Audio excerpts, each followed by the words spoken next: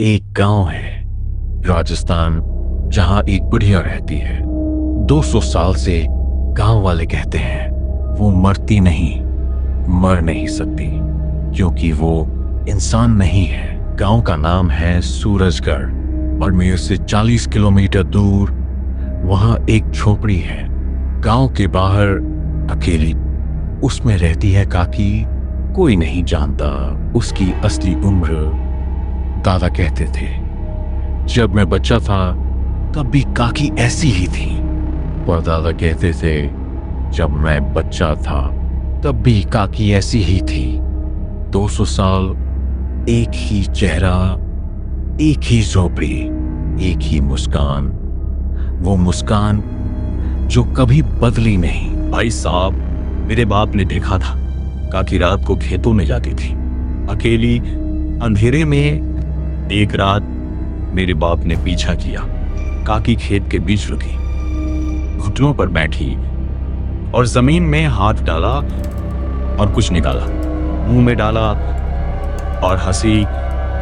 मेरे बाप ने पूछा नहीं, कभी नहीं। लेकिन उस रात के बाद वो काकी की तरफ कभी नहीं देखते थे। गांव के एक बुजुर्ग हरिलाल काका, उन्होंने बताया गांव में जब भी कोई मरता था काकी पहले जानती थी। अगले दिन मौत से काकी उस घर के बाहर खड़ी होती थी। रात को चुपचाप बस देखती रहती थी। लोगों ने सोचा इत्तेफाक है, लेकिन एक बार एक जवान लड़की बीमार पड़ी। डॉक्टर ने कहा ठीक हो जाएगी। उसी रात काकी उस घर के बाहर खड़ी थी। सुबह लड़की नहीं उठी। गांव वालों ने काकी से पूछा तुम्हें कैसे पता था? काकी बस मुस्कुराई। वही मुस्कान 200 साल पुरानी। 5 साल पहले एक नौजवान रमेश शहर से आया था, पढ़ा लिखा। उसने ठान लिया काकी का राज जानूंगा। रात को काकी की झोपड़ी के बाहर छुपा देखता रहा।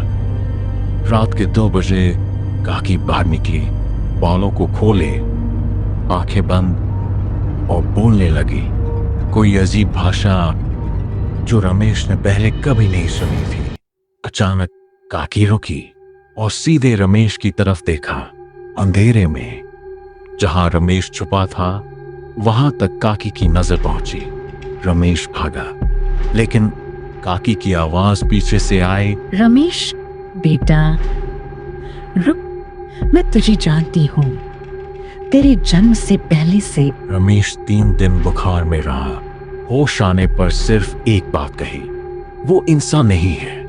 उसकी आंखों में कुछ नहीं था, बिल्कुल खाली, जैसे सदियों पुरानी एक भूख। काकी आज भी वहां है, सूरजगढ़ में, उसी झोपड़ी में। 200 साल से। सब्सक्राइब करो डार्क वर्ल्ड, बेल दबाओ। तब तक अपना ख्याल रखना।